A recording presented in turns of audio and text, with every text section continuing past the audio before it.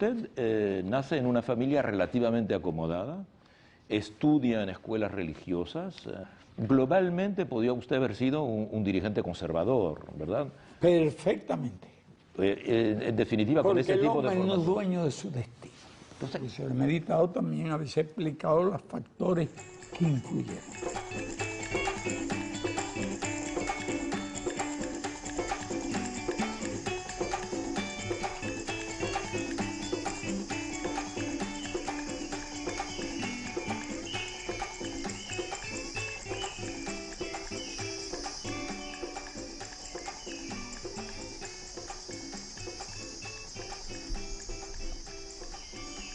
Mi padre no era relativamente pudiente, más bien podría decir que era muy pudiente. Como dueño de tierra. Cuando tú me preguntas cuánta tierra tenía, propiedad de él, comprada, alrededor de 900 hectáreas.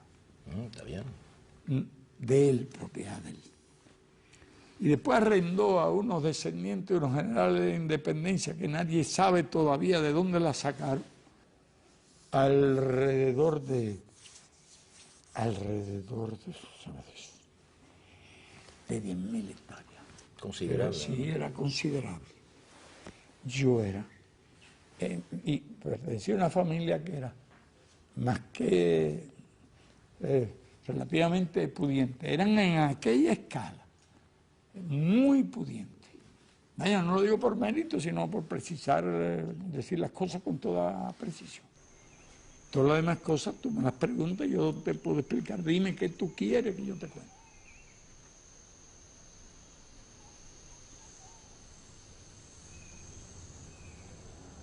¿Qué otra cosa influyó mucho?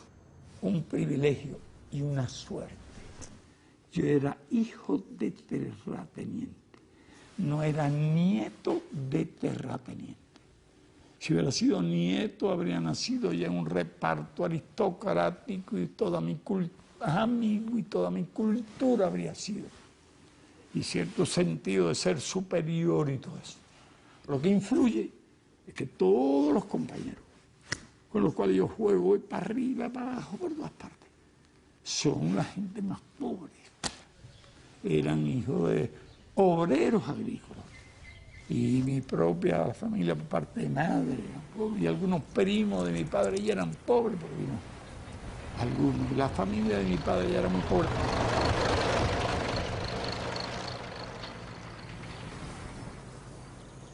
Debo señalar que mi padre era de origen español, gallego.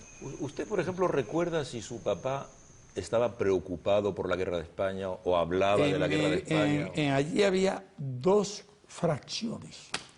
Entre un grupo de 12 o 14 españoles. Españoles que se reunían con su papá, que venían a su casa. ¿Que trabajaban con él? Que trabajaban con él.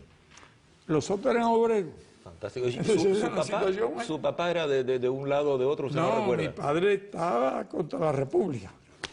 Pero más o menos a la mitad, yo creo que era casi mayoría los que estaban españoles allí, en la posición. Pero te hablo de 10, a los cuales estaba el telegrafistas republicanos a matarse, que hacían de vez en cuando jugaban dominó entre ellos. Hacían la guerra con el los dominó. simpatizantes se había dividido aquella. Pero por eso yo me acuerdo de la Guerra Civil Española. Como si todos los principales combates. La toma de Málaga, pero sí, Sevilla. Pero Madrid sitiado, la paliza que le dieron a los soldados de Mussolini en Guadalajara. Y además, bueno, cuando avanzaban aquellos y cuando los republicanos avanzan y toman Teruel, y cuando viene la contraofensiva y Mola y toda aquella gente. Claro que después uno ha leído muchos libros, claro, pero las cosas que yo te estoy contando de cosas de esa época que yo sabía. ¿Ese interés por la guerra de España tiene una influencia en usted, siendo tan pequeño? Sí, de ese tipo internacional, pero a todos los muchachos les gustan todos los episodios de guerra. También me gustaban las películas del oeste. Y además las tomaba en serio. Aquel piñazo que le lanzaba al otro del lado allá de la barra, aquel botella rojiza de whisky, de todo eso de detalle.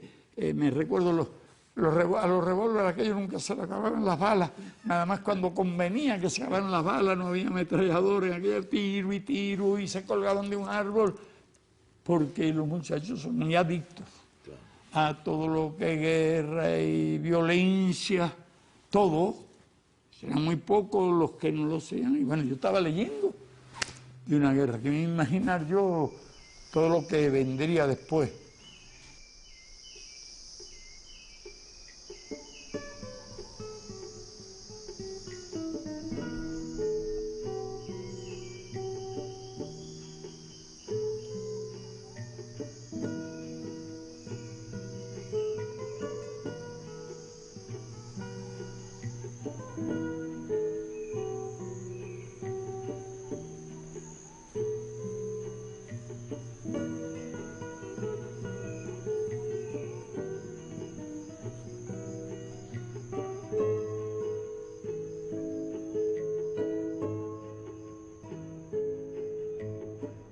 Cuando yo pude empezar a conocer cosas, en mi mente estaba la mejor escuela, la infancia que viví y el lugar en que viví.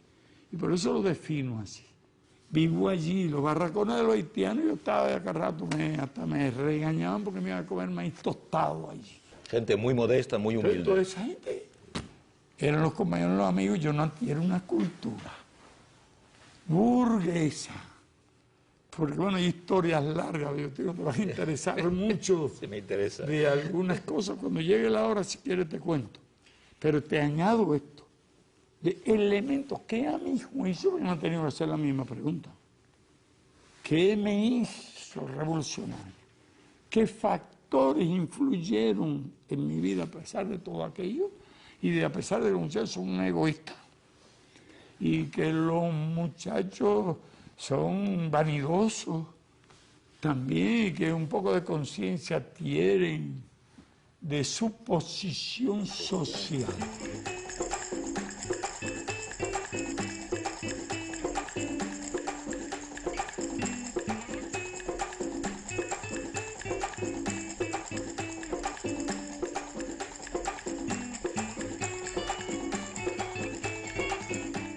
Yo empiezo a adquirir una cultura política prácticamente cuando termino el bachillerato, porque yo todo ese tiempo fue en colegios religiosos, La Salle, de origen francés primero, hasta la mitad de quinto grado, Dolores de los jesuitas, hasta que concluyo el segundo año de bachillerato, y Belén de los jesuitas, cuando eran jesuitas españoles.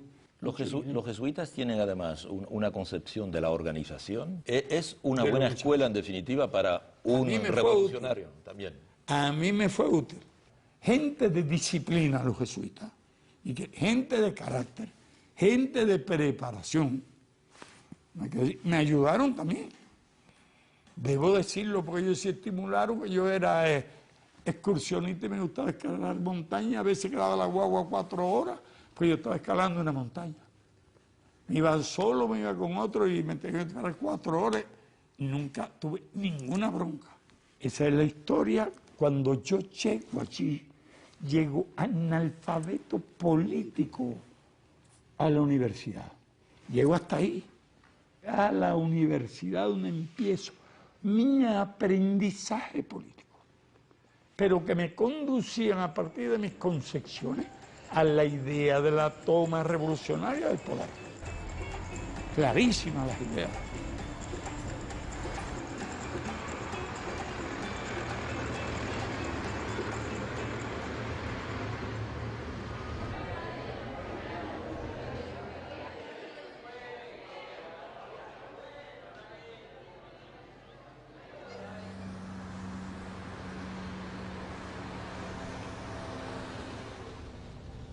Lo que había mucha gente estaba contra el robo, la malversación, el desempleo, la explotación, pero quería que eso se debía a los malos políticos.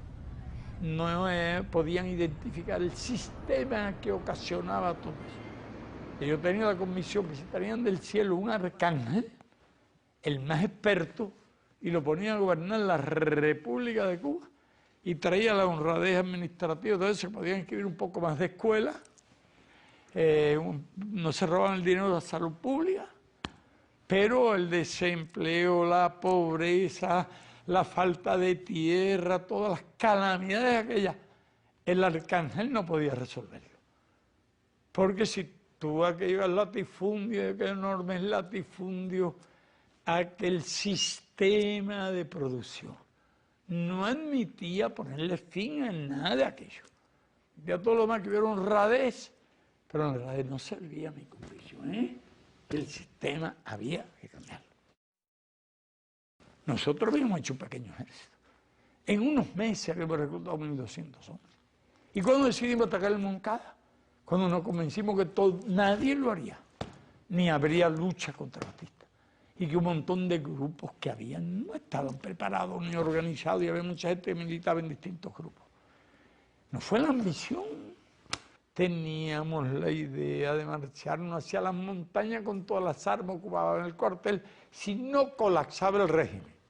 Porque los factores también del azar que influyeron en que un plan que fue realmente meritorio en cuanto a concepción, organización, secreto y todo, falla prácticamente por un ataque.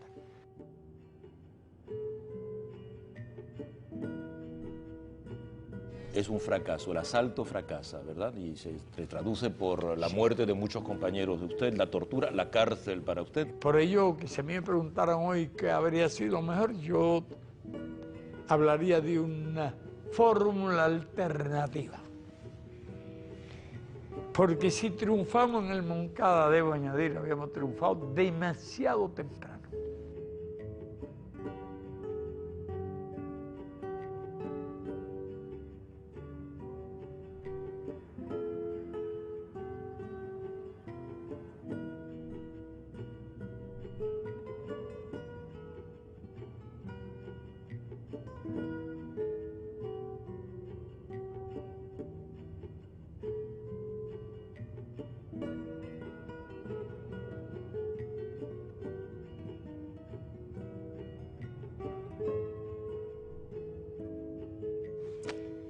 Era la época de Stalin, y Stalin no era Khrushchev. Nosotros ni pensábamos en URSS, ni nada de eso, eso vino después. Nosotros lo que queríamos que la soberanía existía, que era un derecho real y respetado después de una guerra que costó 50 millones de muertos. Bueno, sí, queríamos eso, y queríamos que se respetaría nuestro derecho. Era una revolución que no era todavía socialista, pero era la antesala de una revolución socialista. Para entenderlo hay que leer la defensa, el folleto conocido por la historia me absolverá, y están los elementos de la antesala de un régimen socialista que no tenían que venir después, inmediato, ni mucho menos. Pero ya eran nuestras ideas.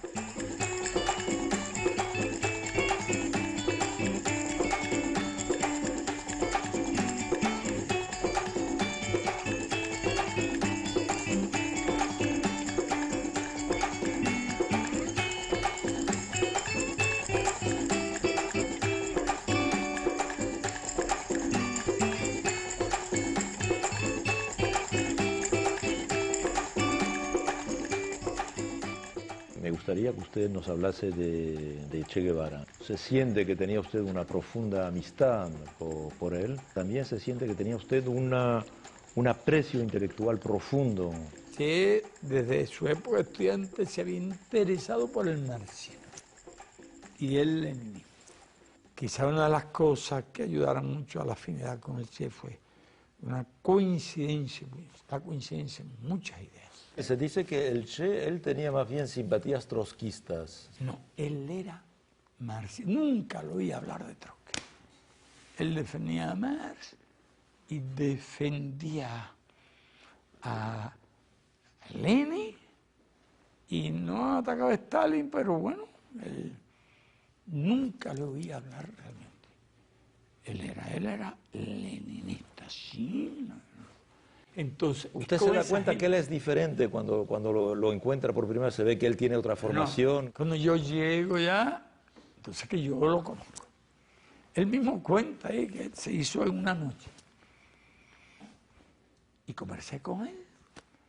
Y él, bueno, pues, quien ha vivido toda esa experiencia, entonces sabe lo que hicimos, lo que sabemos, lo estamos planeando. Y cuáles son nuestras ideas que están en las historias mías que Solverá. Está totalmente de acuerdo. Él sabía también en ese movimiento había pequeña burguesía y había de todo. Pero estaba feliz. Y se enrola de inmediato. Él se inscribe en la aventura. Una sola cosa me dice. Fíjate una cosa yo te voy a decir. Te voy a dar premonición.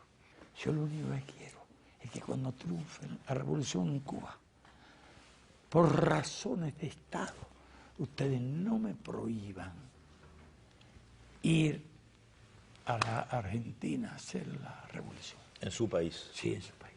Y después yo tuve que hacer un esfuerzo y preservarlo, porque si lo dejaba hacer lo que quería hacer, lo matan.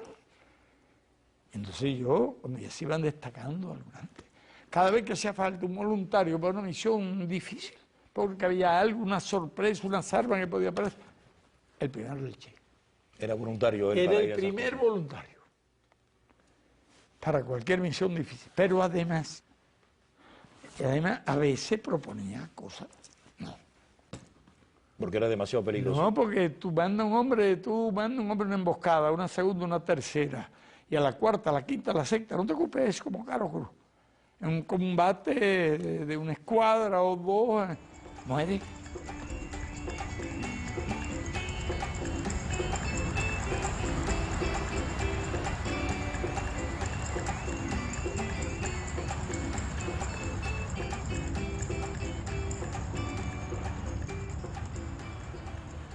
Comandante, cuando se termina la guerra, con el triunfo de la revolución, Che se queda y participa con usted a la construcción del Estado Nuevo. Él había tenido iniciativa de cosas de industrias y cosas en la sierra.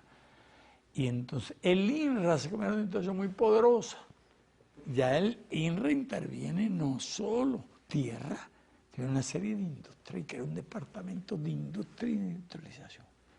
Y llamó al Che para que se haga cargo del departamento de industria. Aunque seguía siendo, bueno, figura, y cuando había cualquier cosa estaba él de jefe, militar, jefe político. Cuando Girón, Che, Papinal de Río, yo en La Habana y Almeida y Raúl en Oriente. Crisis de octubre, bueno, Girón, crisis de octubre, cada uno tenía su lugar. Después viene una segunda etapa, en que el Banco Nacional no tenía fondo y hacía falta un jefe del Banco Nacional, y por la confianza en el talento, en la disciplina, en la capacidad del Che, director del Banco Nacional. De ahí han surgido chistes en que llamé al Che, yo había pedido un como economista y habían llevado al Che porque el Che era un comunista. Y se habían equivocado, yo pedí un economista y me mandaron al Che, que era un comunista, y el Che era el hombre que tenía que estar allí. No le quepa la menor duda.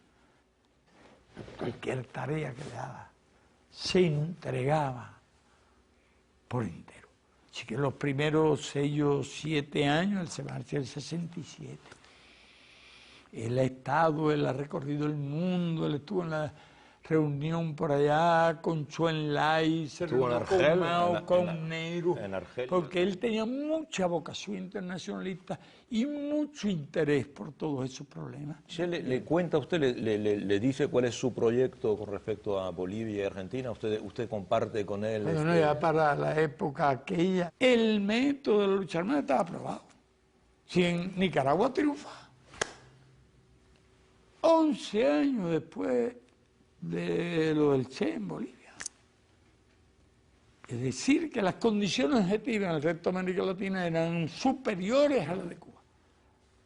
Y pienso que lo que hizo el Che fue absolutamente correcto. No hay la menor discrepancia. Se ha discutido mucho sobre la región en la que Che instala la guerrilla. ¿Usted qué piensa? Bueno, él conocía aquello. Él había empezado organizando la gente. Él conocía bien a Boliviano, todo el carácter, y me lo dijo que yo hablé mucho con él. Pero llegó el momento en que él ya está preocupándose por cumplir su misión. Él sabe lo que es la vida guerrillera, él sabe que uno necesita una resistencia física, una edad, y aunque él se proponía sobreponía las limitaciones del asma, él de una voluntad de acero. El Che es un jefe estratégico, debe ir para allá. Cuando ya esté desarrollada una fuerza. Y él está impaciente. Entonces, pero allí no estaban preparadas las condiciones. ¿Cómo explica usted la muerte del Che y la...? Él mismo cuenta en el diario que llega a una tienda y dice, vamos precedidos por Radio Bemba. Todo el mundo nos está esperando. Pero él sigue. Ya por el medio una aldea está vacía. Aldea vacía es señal de cosas extrañas de una fuerza. Y era esa frena ahora, continúa su marcha en pleno día. Un momento, una tropa, una compañía allí que está viendo todo. Y es cuando cae allí en una zona sumamente difícil, donde combate y resiste, hasta el momento que una bala le liquida el fusil. Le traba, Che, no era hombre que pudiera caer prisionero. ¿Usted piensa que él se hubiese, por ejemplo, inmolado? Pero que él no tiene alternativa. Le está combatiendo lo que tiene que hacer. Cuando nos dimos que llega la noticia de la muerte, comprobada también nosotros. Después llegó el diario, no sabe lo que vale, para conocer todo lo ocurrido. Su idea, su imagen, su entereza, su ejemplo. Una fuerza moral indestructible. ¿Qué queda?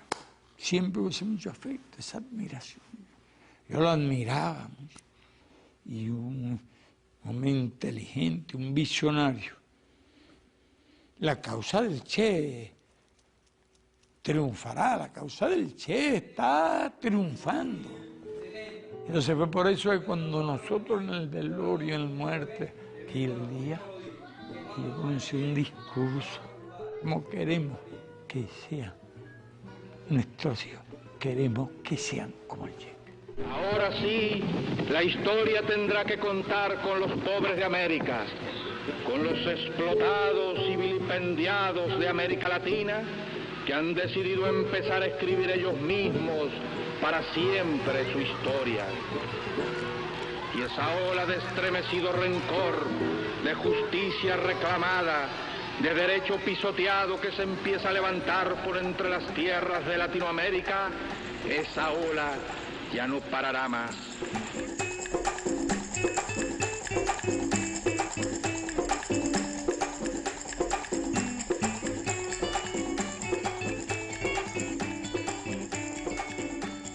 Uno de los reproches que se le hace a la revolución, sobre todo en los primeros años después de la victoria, es que se dice que hubo un comportamiento agresivo, un comportamiento represivo contra los homosexuales. Te debo explicar de dónde nace eso.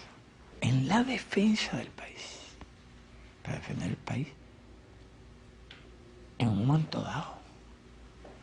Fue tal volumen de la fuerza que necesitaban cientos de miles de hombres. Pero tú que nuestro adversario era nada más y nada menos que Estados Unidos.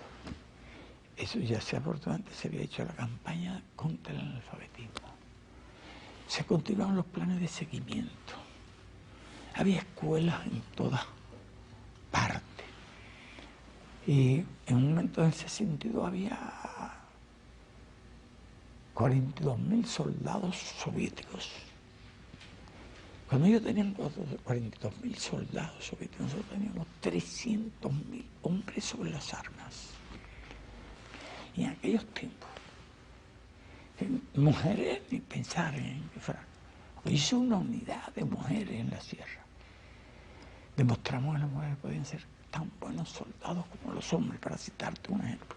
Eso me costó luchar contra el machismo. Y al triunfo de la revolución, esta etapa de que estamos hablando, era el elemento machismo que estaba muy presente. Y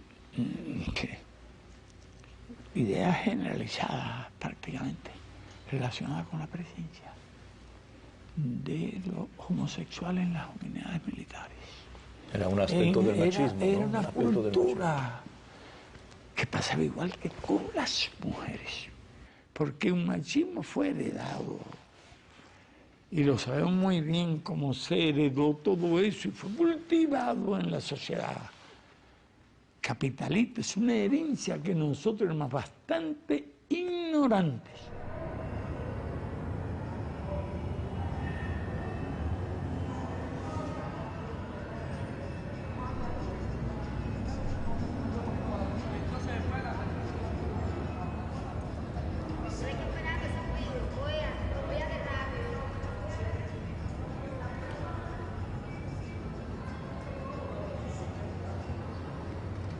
Yo ahora no voy a defenderme de cosas de esas. La parte de responsabilidad que me corresponda, la asumo. Ahora, no tenía, ciertamente, comprendía, yo tenía otros conceptos con relación a ese problema. Con el transcurso de los años, una población mucho más culta, más preparada, iba superando esos prejuicios.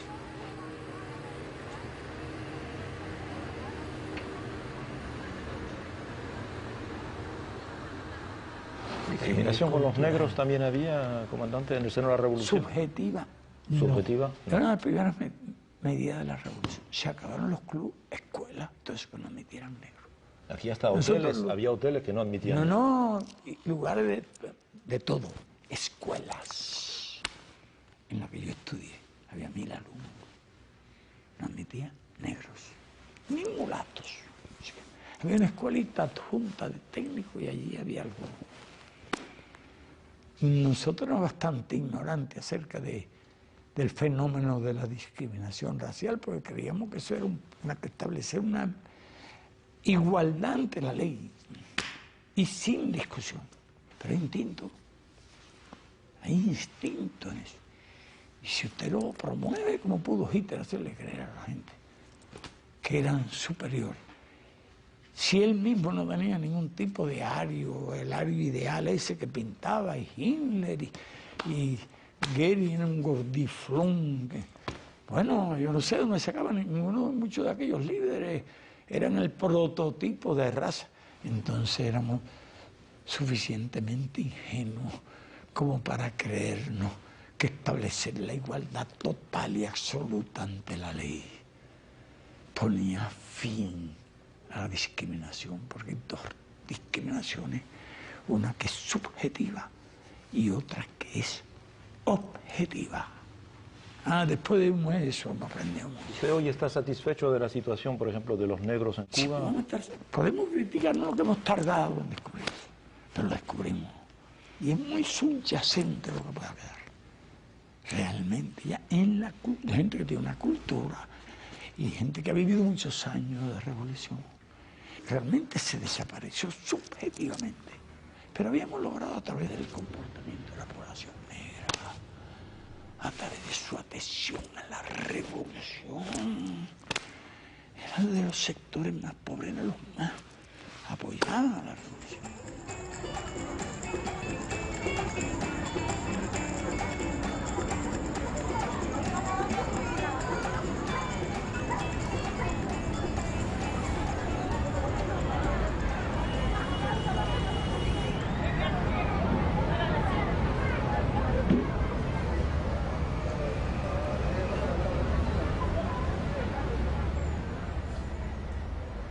Pero también no te creas, fue fácil. Nosotros, en un principio, la bronca que se suscitara un conflicto entre revolución y algunas fuerzas religiosas condujo al partido al extremismo de no admitir creyentes dentro del partido.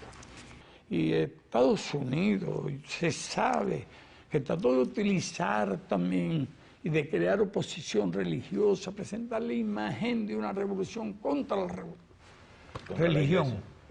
Es una revolución radical profunda, esta yo la califico así, y lo puedo justificar y demostrar, donde no hubo un solo sacerdote fusilado. Hubo algunos sancionados a prisión, pero no estuvieron mucho tiempo. Y no creo que costó poco trabajo. Y años yo defendiendo el criterio de que habría que abrir las puertas a la religiosa. Yo me convierto en María programador de que el cambio revolucionario del mundo necesitaba la unión de marxistas y cristianos. Sostuve esas ideas y cada vez las sostengo más.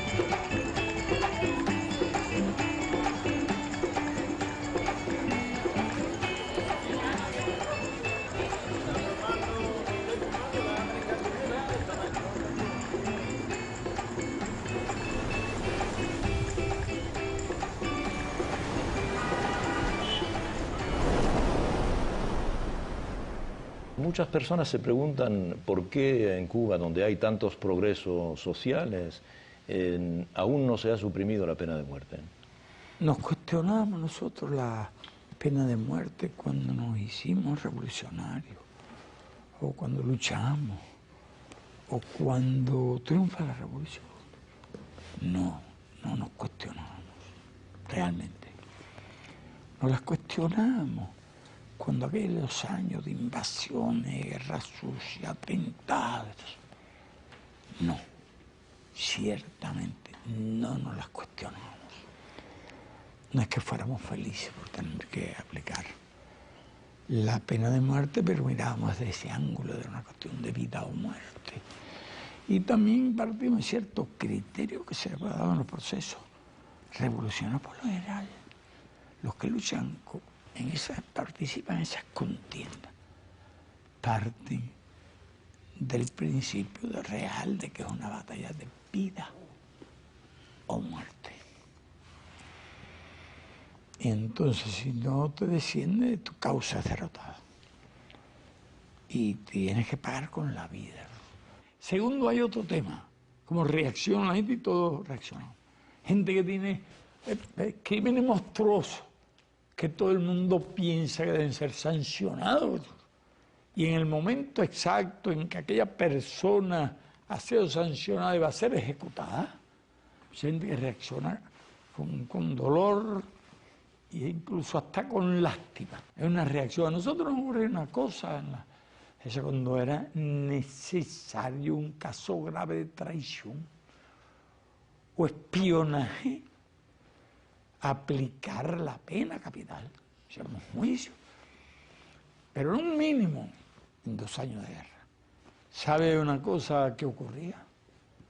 Que la gente sentía repugnancia con esa tarea.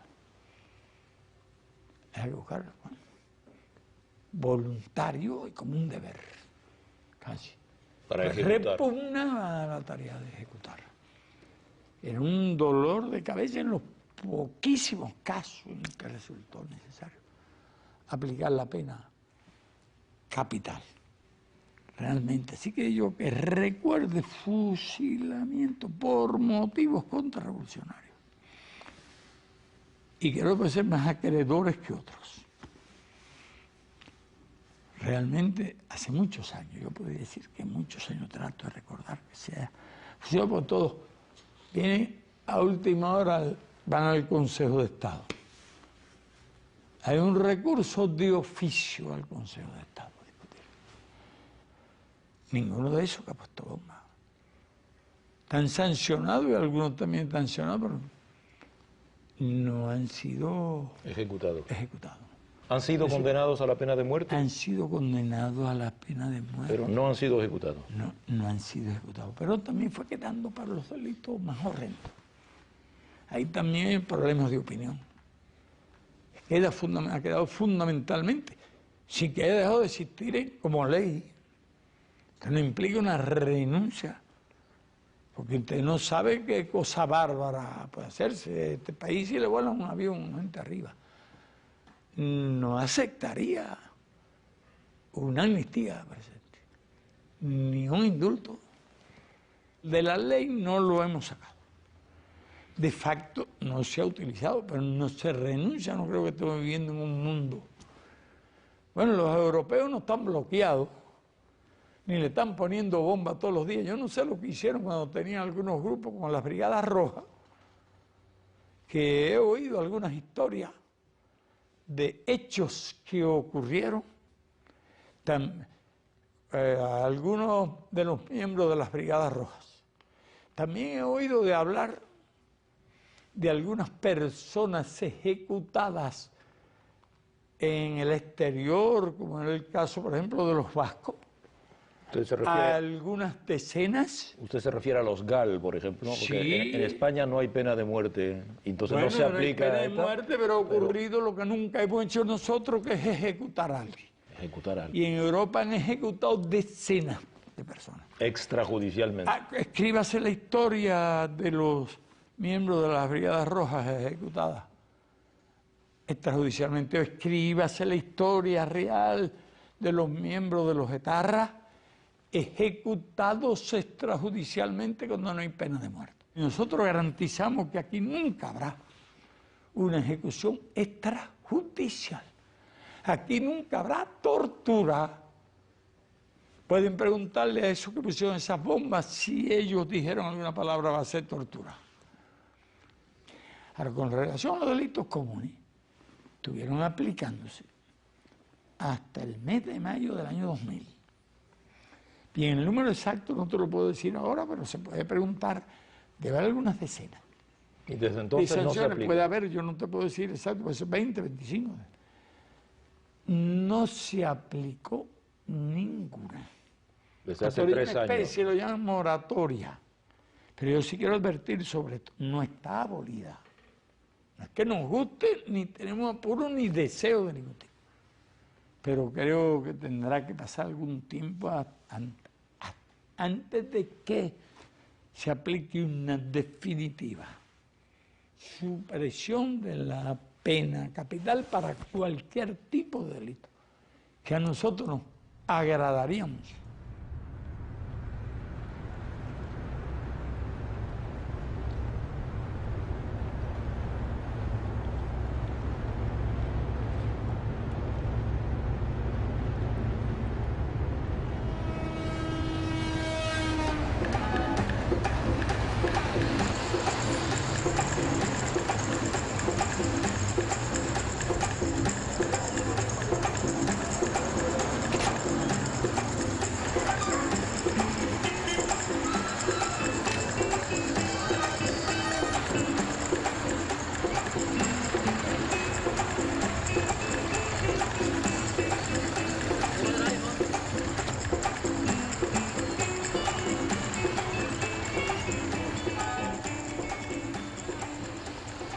La Comisión Cubana de Derechos Humanos ha publicado un documento en enero de este año en el que dice que aún hay 223 disidentes en las cárceles de Cuba.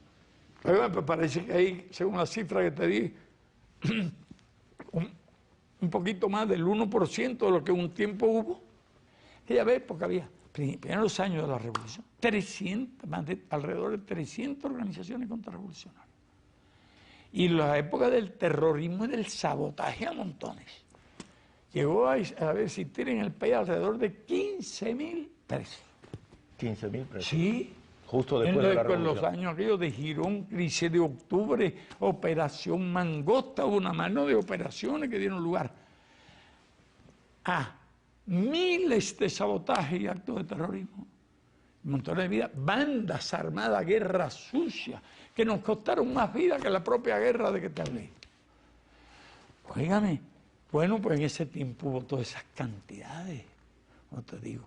De presos ahora dicen que hay 203, casi que levantarle un monumento a la revolución, nosotros pudiéramos sacar la cuenta de los miles que pusimos en libertad, si hubiésemos juzgado a todos los que en contubernio, en complicidad con la Oficina de Interés y pagado por Estados Unidos, se han dedicado al oficio de disidentes. Si lo hubiéramos sancionado a todos los que han violado leyes, no serían esos 200. Eso debe ser más bien una prueba de la generosidad de la revolución. Y entonces mi respuesta que yo te doy, de haber 200, puede ser 250, 300, lo que te digo, es que ninguno está preso si no ha violado una ley. Quiero decirte lo siguiente, que nuestras leyes sancionan las campañas que se hacen calumniosas contra el Estado, que fortalecen los argumentos, que justifican el bloqueo, aunque digan que están contra el bloqueo, justifican toda la filosofía de la guerra, de la agresividad contra Cuba, el bloqueo económico, la guerra económica contra nuestro país. Un artículo calumnioso está sancionado. Usted no puede ponerse al servicio de una potencia enemiga en ninguna parte del mundo y trabajar a las órdenes de un gobierno extranjero en ninguna parte del mundo. No importa que usted lo disfrace de una cosa u otra, un montón de pruebas. Todos esos llamados disidentes son una realidad virtual. Eso no existe. Es un número tan insignificante y además dirigidos por la Oficina de Intereses de Estados Unidos. Todo eso se magnifica. Ahora, esta es una revolución que se defiende y se ha defendido, y si no se defiende no estaría aquí. Y no está porque tengamos armas nucleares, ni que porque seamos ricos. Hemos resistido un bloqueo de 44 años, la hostilidad, la agresión, la guerra económica, y encima de eso un periodo especial, bien duro. Ningún país se hubiera resistido a eso sin el apoyo del pueblo, sin el consenso del pueblo, sin una conciencia política. Es lo que yo puedo decir a los que los anuncian, a los que hablan de violaciones de los derechos humanos, y de todo eso, y de los presos, estos que nosotros llamamos contrarrevolucionarios, y ellos llaman disidentes presos.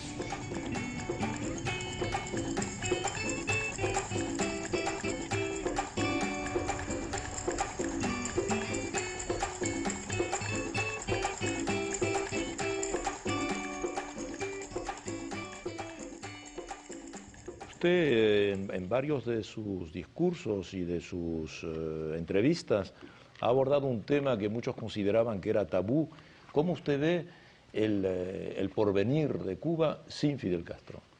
El nivel de autoridad después de 44 años de lucha, de experiencia, es más alto de lo que está, pero era muy alta la autoridad de aquellos que luchamos y que hicimos la guerra y conducimos al derrocamiento de Batista, la independencia de este país con el precio que nos han pagado y que se ha mantenido firme en momentos muy difíciles durante mucho tiempo. Otro privilegio, influencia del azar. Usted puede venir condenado a morir por factores naturales temprano o morir por planes de eliminarlo, y no ha ocurrido ninguna de esas cosas no es un gran mérito haber acumulado la experiencia que hemos acumulado.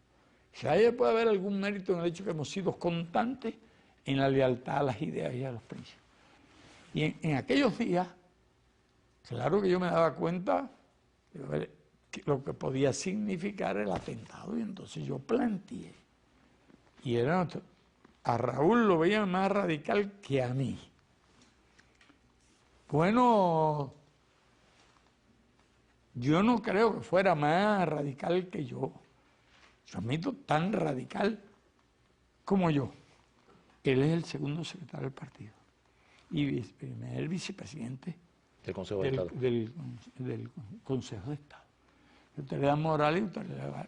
Si me pasa algo mañana, con toda seguridad que se reúne la Asamblea Nacional y lo eligen a él, no le quepa la menor duda. Se reúne el euro político y lo que hace. Pero ya él me va alcanzando. Van llegando. Ya el problema es bien generacional, porque ya son unas generaciones que van a sustituir a otras. Y tengo confianza, y lo he dicho siempre, porque creo en las ideas. Y creo en la conciencia, creo en los conocimientos, creo en la cultura y especialmente en la cultura política. Tengo una fe ciega en eso. El relevo se puede pasar sin problema ya. De inmediato no habría ningún tipo de problema, pero el otro tampoco. Esta batalla de ideas es lo que nosotros estamos haciendo. Hay cosas nuevas, pero muy nuevas. Hay cosas las podría calificar sin preocupación, una de extraordinaria. Hemos aprendido mucho, pero sobre todo había venido a culminar y ha sido un privilegio en los últimos años. Y estudiar las tesis, las ideas fundamentales del sistema capitalista de producción y preguntarnos incluso qué quedaba de aquel sistema. Si quedaba algo, si había libre competencia en el mundo, si existía la libre empresa y todas esas verdades que se consideran, como dogmas divinos. Pero yo pienso algo más.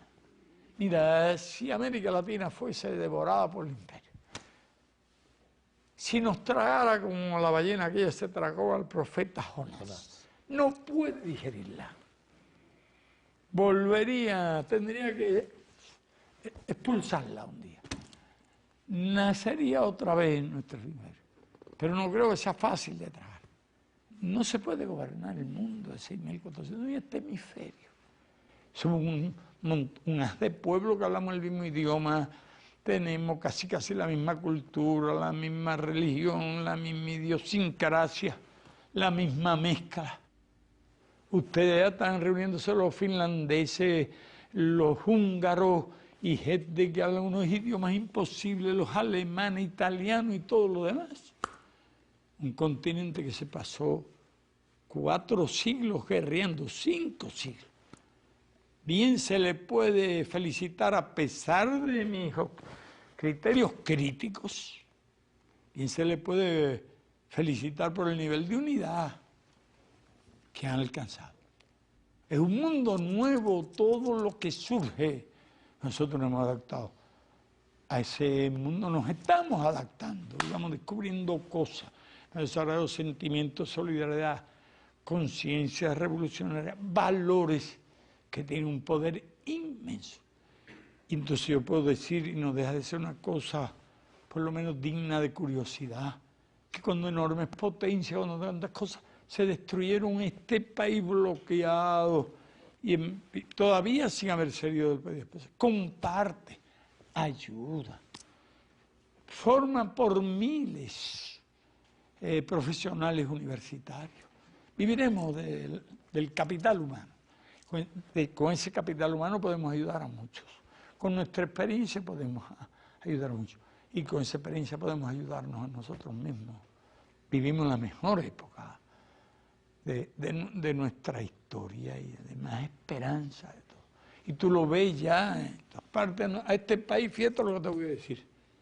Vendrán más personas a ver el desarrollo social de este país, las cosas sociales de este país, que a las playas de Cuba.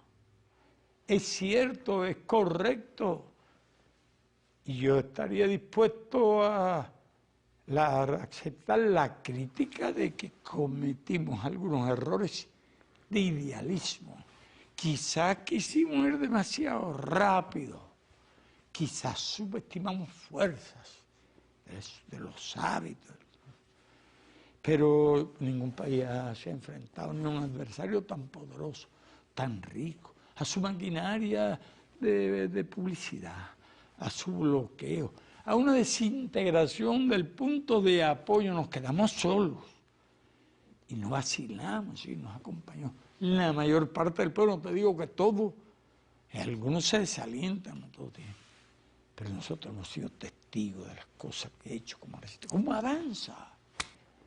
Yo tengo esperanza también que muchas de las cosas que estamos haciendo sean experiencias que se multipliquen. No aspiramos a la paternidad ni a la patente, al contrario, nos sentimos orgullosos cuando eso alguien hace alguna cosa que puede hacer usted. Muchas gracias, comandante. Muchas gracias. He trabajado muchas horas y yo lo he hecho.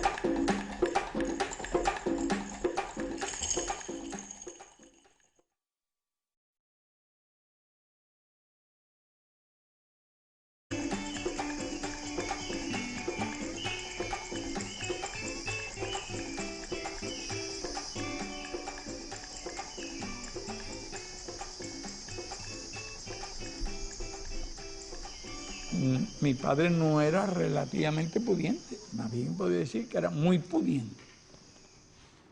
Como dueño de tierra. Cuando tú me preguntas cuánta tierra tenía, propiedad de él, comprada, alrededor de 900 hectáreas. Está bien. De él, propiedad de él. Y después arrendó a unos descendientes de unos generales de independencia que nadie sabe todavía de dónde la sacaron, alrededor de ¿sabes eso? De 10.000 hectáreas. Considerable. Sí, era considerable. Yo era, y pertenecía a una familia que era más que relativamente pudiente. Eran en aquella escala muy pudientes. Vaya, no lo digo por mérito, sino por precisar, decir las cosas con toda precisión.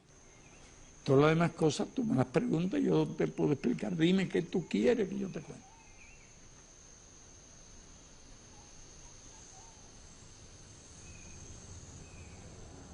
¿Qué otra cosa influyó mucho? Un privilegio y una suerte. Yo era hijo de terrateniente, no era nieto de terrateniente. Si hubiera sido nieto, habría nacido ya en un reparto aristocrático y toda mi amigo y toda mi cultura habría sido. Y cierto sentido de ser superior y todo eso. Lo que influye es que todos los compañeros con los cuales yo juego voy para arriba, para abajo, por todas partes. ¿Influencia en usted, siendo tan pequeño? Sí, de ese tipo internacional, pero a todos los muchachos les gustan todos los episodios de guerra. También me gustaban las películas del oeste. Y además las tomaba en serio. Aquel piñazo que le lanzaba al otro del lado allá de la barra, aquel botella rojiza de whisky, de todo eso de detalle. Me recuerdo A los revólveres aquellos nunca se le acababan las balas, nada más cuando convenía que se acabaran las balas, no había ametralladores, aquello tiro y se colgaban de un árbol, porque los muchachos son muy adictos a todo lo que es guerra y violencia, todo. Serán muy pocos los que no lo sean. Y bueno, yo estaba leyendo de una guerra, que me iba a imaginar yo todo lo que vendría después.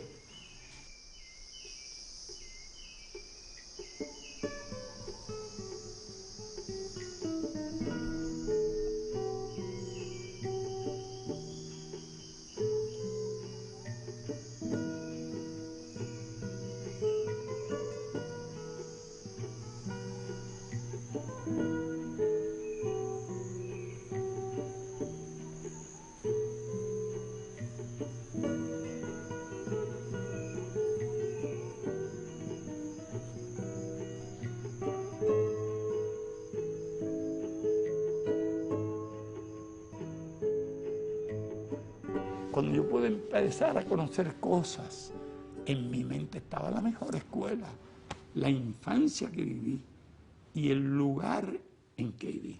Y por eso lo defino así. Vivo allí, los barracones de los haitianos, yo estaba de acá rato, hasta me regañaban porque me iban a comer maíz tostado allí. Gente muy modesta, muy humilde. Toda esa gente eran los compañeros, los amigos, yo no adquiero una cultura burguesa. Porque bueno, hay historias largas, yo te van a interesar mucho Sí, me interesa. de algunas cosas. Cuando llegue la hora, si quieres, te cuento. Pero te añado esto, de elementos que a mi juicio me han tenido que hacer la misma pregunta. ¿Qué me hizo revolucionario? ¿Qué factores influyeron en mi vida a pesar de todo aquello? Y a pesar de que los muchachos son un egoísta. Y que los muchachos son vanidosos también, que un poco de conciencia tienen de su posición social.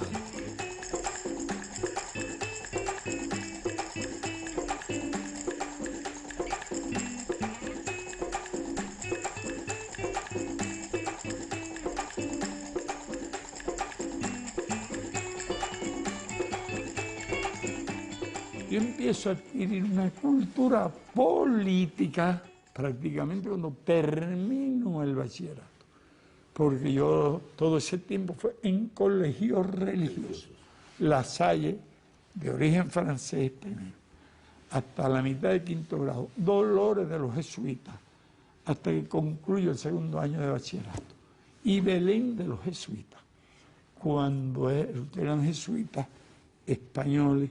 Los jesuitas tienen además una concepción de la organización. Es una buena escuela, en definitiva, para un revolucionario también.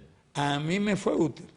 Gente de disciplina, los jesuitas, y gente de carácter, gente de preparación. Me ayudaron también. Debo decirlo porque ellos se estimularon, que yo era excursionista y me gustaba escalar montañas. A veces quedaba la guagua 4 horas. Pues yo estaba escalando una montaña. Me iba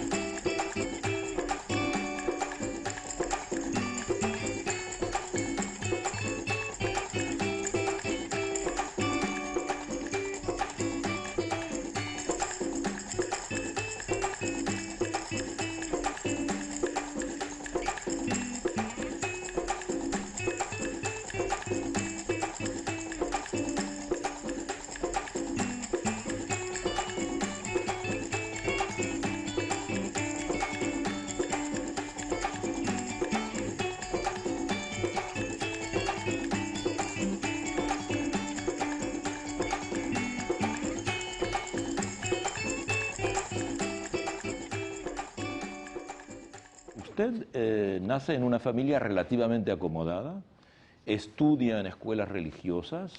Globalmente podía usted haber sido un dirigente conservador, ¿verdad? Perfectamente. En definitiva, con Porque ese el tipo de hombre no es formación. dueño de su destino. Entonces, he meditado también, a veces he explicado los factores que influyeron.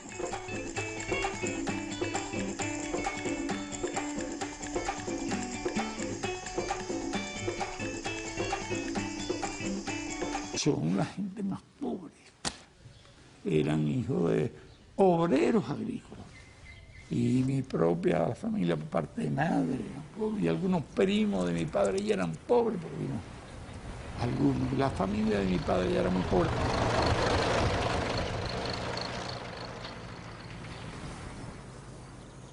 Debo señalar que mi padre era de origen español, gallego.